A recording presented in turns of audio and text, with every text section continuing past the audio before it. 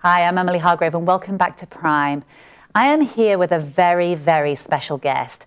Dr. Frederick Turner is a true poet and author who truly believes that the great epics have shaped our world. He is here to talk to us about the epic and evolution and everything in between. So, Dr. Turner, thank you so much for being here. Well, thank you, Emily, and it's very nice to meet you. Well, you've had your history is, I mean, you've had a very interesting history. I mean, you grew up in Africa. Yes. With British-born, grew up in Africa? British-born parents, yes. British-born parents, and you grew up in... They were anthropologists, and we lived in an African village. And so that must have been an amazing way for you to grow up. It was. I managed to avoid a good deal of education, except from what I got from my father and mother, which was about as good an education as you can get.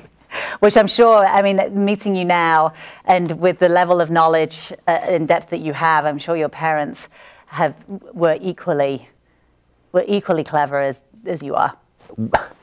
They were much cleverer. They were. My father used to sort of invent stories and tell them to us in the grass huts that we lived in Zambia, and I remember those times. So was it from those times that you began looking at the world differently and you started writing poetry and writing? Is that where it all came from? I think so. I remember it was almost like a kind of an epiphany, you know, like sort of Paul on the road to Damascus, you know, where I was in my father's truck and we were driving through the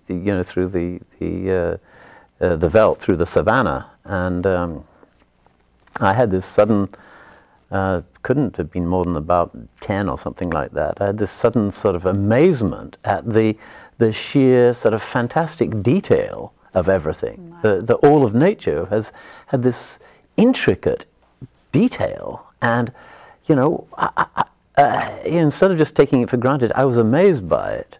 And then at the same moment, I became suddenly amazed by the awareness in myself, the consciousness in myself, that there's this mysterious sort of subjectivity that was perceiving all of this. And so, you know, like the arrogant little boy I was, I thought, well, I bet nobody else has had this experience, and so I'm going to tell everybody about it, you know. I mean, but you recognized that you were having that experience and you wanted to tell everybody. Yeah. And at that point, I hadn't really identified that motive as being, you know, a vocation to be a poet, but that's what it was. Later on, when I began to study poets, I realized, oh, well, that's what it is. That's what it was. Yeah. So you have written probably thousands of poems, and you've authored over 30 books. Yes. And you've been nominated for the Nobel Peace Prize how many times? I think it's about 46 times, more or less. Various different countries. It's not going to happen, though.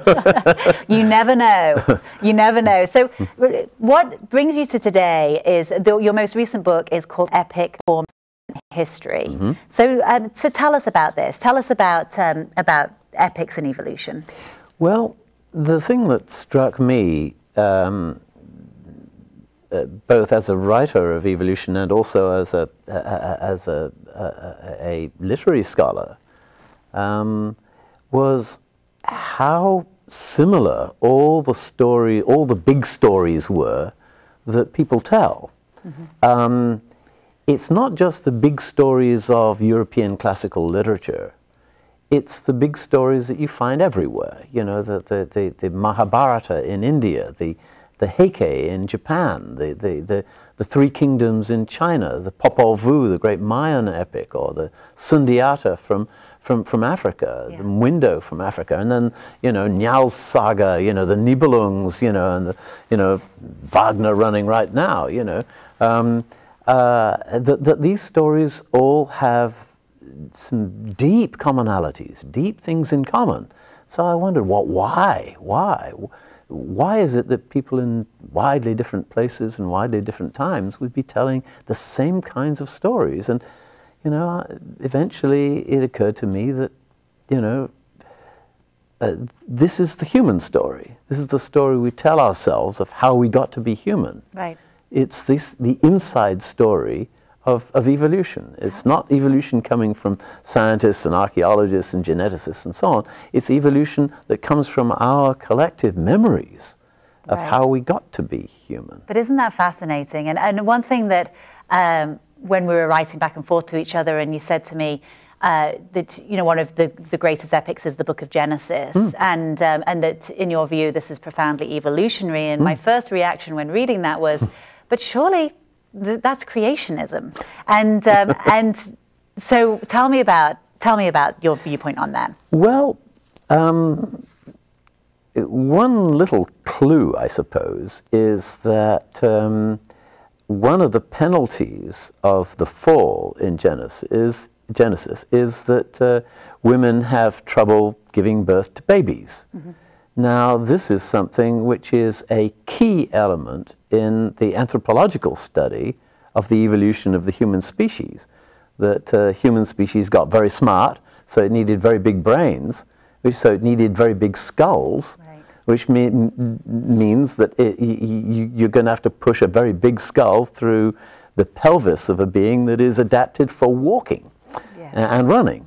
So what you've got there is difficulty in childbirth, and this also predicts a long period of infancy, where you have to, the brain has to grow once the baby is outside of the womb, and the long period of infancy implies the human family. It implies the need for two partners to at least in primitive technologies, primitive technological situations, to bring babies up. And so in other words, just that little detail gives one a sense of the kind of insight that the composers of Genesis must have had. But if one thinks about Genesis, it's not an instantaneous creation. No, it's not. It's a creation over 6 days, and as it says in many places in the Old Testament, one day of God could be a million years, or a billion years. It's a sequence. It's a creation that takes place in a sequence in which the later phases are dependent upon the earlier phases. You have to have light first, and cosmologists say the first thing that came into existence with the Big Bang was light. And then you had, all the other, the division into liquid and solid and so on, which is, also part of the cosmological story, and so on. And then if you look at then you have plants, and you have animals, and then you have human beings, and then human beings have to go through an evolutionary process. I mean, Adam and Eve, have they're really primitive beings. I mean, Milton makes them into, sort of first-class intellectuals. But in the Bible, the only thing they know is, increase and multiply, and dominate the beasts, and don't eat that apple. And that's it. And so when you explain it like that, well, then it makes perfect sense. And so when you explain that to people that are just 100% all about creationism, how do they react to that? Well, I'm a great enthusiast for Genesis. I think it's one of the great books of the world. And to some extent, they forgive me on the grounds of my enthusiasm for it. And some of them also, I mean, one of the things that seems to me is that the whole notion of the kind of instantaneous sort of magical creation is that doesn't come from either Judaism or Christianity. It comes from Greek Platonic thinking about the relationship between eternity and time. And then from Enlightenment mathematical theories and physical theories that came out of it. So there's nothing particularly Christian or Judaic about creationism, or rather the Bible seems to be saying what's really interesting about the creation of the world is that it's allowed to do it itself. That it's a grant of freedom, so to speak, and Adam and Eve are in fact free to eat the apple. Well, it's interesting. We could talk about creationism and evolution for a long time, but just switching gears very quickly to modern day epic. You know, the genesis obviously is you know, from where the world started to modern day. How do you where does that lie in modern day literature? And you even say that Marvel comics are epics. Well, I think it's this, that we have a kind of tropism, we have a kind of a yearning for the big stories. And one of the things I noticed as a teacher, I've been teaching for heaven knows now about 50 years, is that whereas when I started teaching, students wanted to hear about the various struggles that we have among ourselves for power and money and privilege and status and so on, particularly recently, they've become more and more interested in the big stories, not our quarrels with each other, but with our voyages to the edge of things. And that, with, you know, science fiction has become the big thing. The word epic is a huge word among the young now. Well, it is, and we need to get you back, Dr. Turner, to talk more about this, because we are running out of time. And so I want to thank you so much. And if you want to learn more about Dr. Turner, he is actually hosting a lecture at the Dallas Institute of Humanities and Culture on November 28th, and that will all be about epic in literature. Yes. And so whether you're a modern day epic fanatic or one of the olden days, that is one not to miss. So thank you so much again for being here, and join us next time.